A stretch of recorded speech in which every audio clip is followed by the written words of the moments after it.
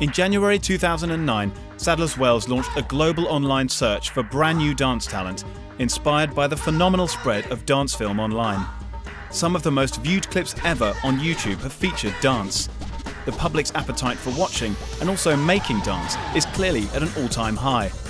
So over the last few years we've seen an explosion in the popularity of dance, and a lot of it has been online, particularly on YouTube. It's a very immediate art form, so it comes across very well indeed, and so people have been able to access a lot more than they ever had done in the past. There were no limits to who could enter the Global Dance Contest.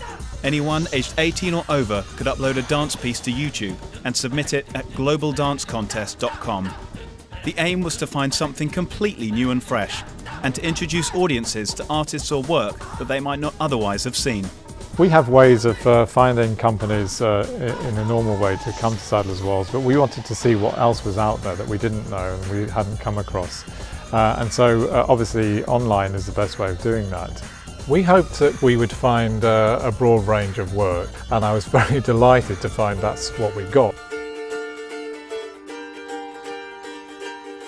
The prize for the winner being the chance to perform on one of the most prestigious dance stages in the world, the response was huge. From Beijing to Cape Town, Rotterdam to New York, we received hundreds of clips from 36 countries across the world that revealed a staggering appetite for making dance in all its many forms. As in the first round, we've had entries from all over the world, which is very satisfying. We've had people from Finland, from Argentina, from America, from Canada, and again, it's been a rich variety of different forms, and you know, ranging from hip hop through to the most contemporary. So it's really been another wide selection that we've had to choose from. From virtuoso solos to wildly eccentric performance art, the range of work submitted was bigger than the team at Sadler's Wells could have imagined. But there could only be one winner, and the judges soon got down to the task of drawing up a shortlist to face the public vote. When we were looking at the entries, we had to look for something which could work on Sadler's Wells stage for a start. There were lots of interesting location dances, but we had to make sure it could transfer to Sadler's Wells.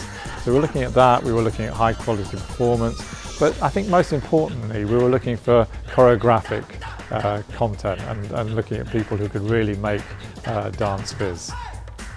After intense deliberation, the judges drew up a shortlist of 10 entries that would ultimately go forward to face the public vote at globaldancecontest.com. Nice begin your tour here.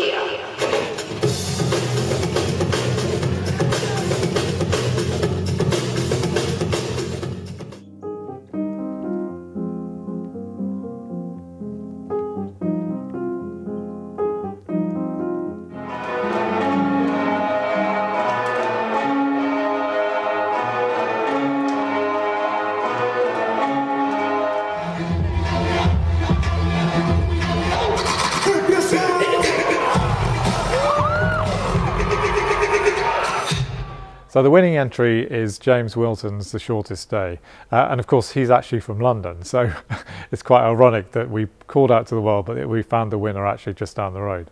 But it's a fantastic quartet, and I think we selected it, and I think the public chose it in the end because it's got a great energy around it.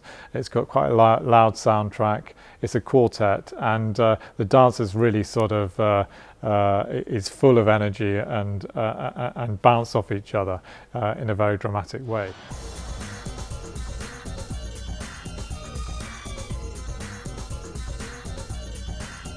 We're about to launch next year's competition, and we hope there's going to be even more entries this year. We had over 200 this year.